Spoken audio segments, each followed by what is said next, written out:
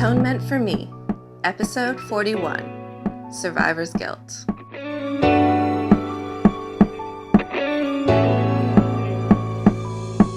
Hey Magical Misfits, it's Kaidain Ivy, and welcome back to Atonement for Me.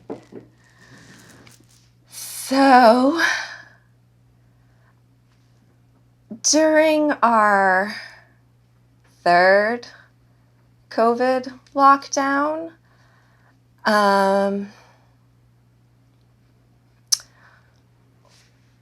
there was a car accident right in front of our house, and one of the passengers didn't make it, and she died on our front lawn. And it also happened to be on the 1-year anniversary of Tyler's death. And it brought up so many emotions. But the one that kind of just constantly nags is the survivor's guilt.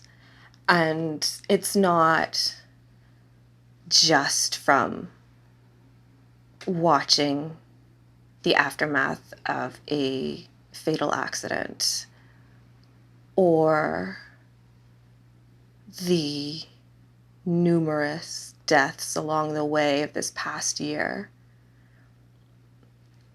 I didn't realize how much of that I've been carrying around my whole life. The why me? Why did I survive? And there's no real answer to that question, but it's always there. Because I was adopted, and I was adopted from birth, and I've always known that I was adopted. But the only things that I really knew about adoption as a child is I was given to another family because the one that gave birth to me couldn't take care of me. And I had all of these things at home that my birth family may never have been privy to, and that they wanted for me, but why me? Why was I special enough? And if I wasn't good enough, maybe that goes away. And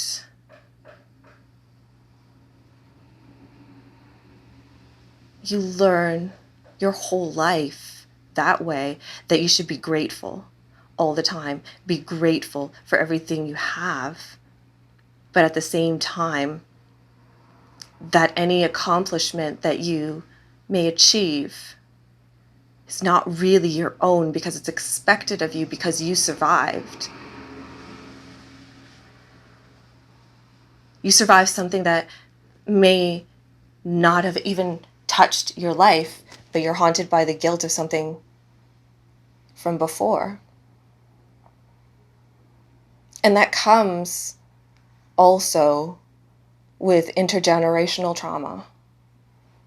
And I know a lot of people have been having really difficult time watching the news, understanding Canada's position in the world and what its past really means for us. But I know that I'm not the only one who floats around with that survivor's guilt. I might not be experiencing the same as the Indigenous of this country and their families and their friends and my family. But it doesn't mean that knowing your history and the history of your ethnic background or your blood isn't going to make you feel angry or hurt or why am I here and they're not? Why, out of everybody who gets adopted from poverty, why me?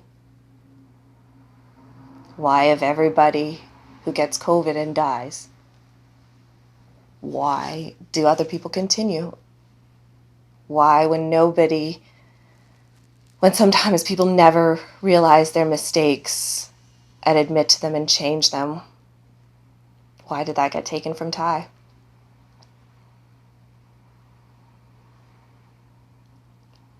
There's so much on everybody's shoulders all the time.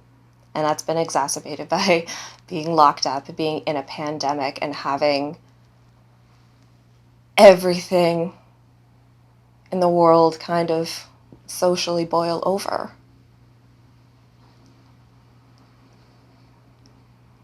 And we all carry our burdens differently. But